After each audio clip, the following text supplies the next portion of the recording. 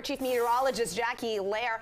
We got a little bit of a break, but this system, not only is it huge, but it just keeps blowing back up again. I know, and it looks like we're finally, on the back edge of this system. The strongest of those winds are now at that leading edge. It's back over towards the eastern shore, but that is continuing also to at least weaken at this point. That severe thunderstorm watch that was issued for southern Maryland, that has since been canceled. That continues back over towards the eastern shore as well, and even over towards Delaware and southernmost parts of New Jersey. But here locally, now that cold air is rushing in, and yeah, we're seeing a little bit of that sleet mixing in and some snow chances back out towards, say, the Washington County area and even back over towards parts of the eastern panhandle and even into northern Loudoun County. You could be already dealing with some of that sleet mixing in with that rainfall. But closer towards D.C., we are still seeing temperatures above the freezing mark, so it's still just some wet weather at this point, especially up and down the I-95 corridor. But this is that area where we could be dealing with some slick spots right now, right around Brunswick, even just to the west of Frederick. Frederick likely going to be dealing with a little bit of that sleet mixing in within the next hour or so.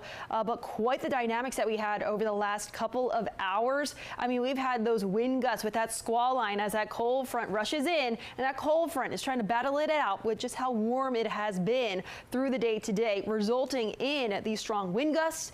And not only these strong wind gusts, but also down trees and some power outages too. Some of those gusts were nearly 70 miles per hour at Reagan and Dulles Airport. Quantico at least 60 mile per hour gusts. Even Andrews Air Force Base in Thurmont also registered at least, closer to 60 mile per hour gusts. So local storm reports, some of these dots kept popping up within the last couple of hours too. And much of these are associated with downed trees. But we also did have a couple of those flooding reports earlier in the day today. We had some of those trailing thunderstorms right around the middle of the afternoon. But here's those power outages, at least 12,000 without power across Spotsylvania County. Stafford County is looking like the hot spot right now, where we're dealing with at least 22,000 without power. Other areas, a couple thousand per county. That radar, like I mentioned right now, much of the activity is now lifting off towards our north and east, or at least the strongest of that activity. Still dealing with some stronger wind gusts, though, in the wake of that cold front, and also those temperatures are drastically dropping behind this cold front as well, already into those 20s back out towards western Maryland, and even into those 30s up towards the north. And winds now mainly out of the west, but we're looking at some wind gusts in excess of 30 and close to 45 miles per hour. The highest of those wind gusts out towards Annapolis and still over towards Lexington Park. Wind advisory holds until midnight tonight with gusts up to 55 miles per hour. There's that batch of strong, say, downpours moving its way off towards the north and east.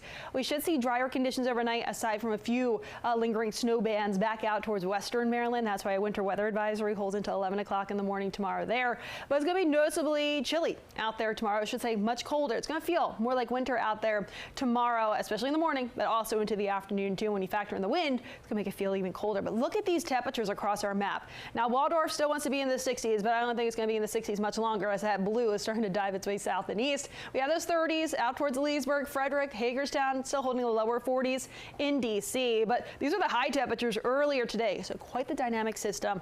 Nearly 70 in D.C. earlier. We're not going to be seeing that tomorrow at all. Winter weather advisory till 11 o'clock in the morning tomorrow out towards western Maryland, and it's going to feel much colder when you factor in the wind through the day tomorrow. Out there tomorrow morning, feeling like we're at the upper teens to low 20s. By the middle of the afternoon, should be feeling like we're into those lower 30s, although highs should be right around those lower 40s tomorrow. So factor in at least a 10-degree difference from the actual air temperature to what it will feel like out there when you factor in that wind. So quite the difference out there tomorrow. Brace for it. Make sure you do have that heavier jacket tomorrow afternoon. Wednesday, lower 40s, back in the lower 50s. Thursday should be right around 60, just in time to welcome spring. It's the spring equinox on Friday. So at least if we do see that slight warm up through the end of the week.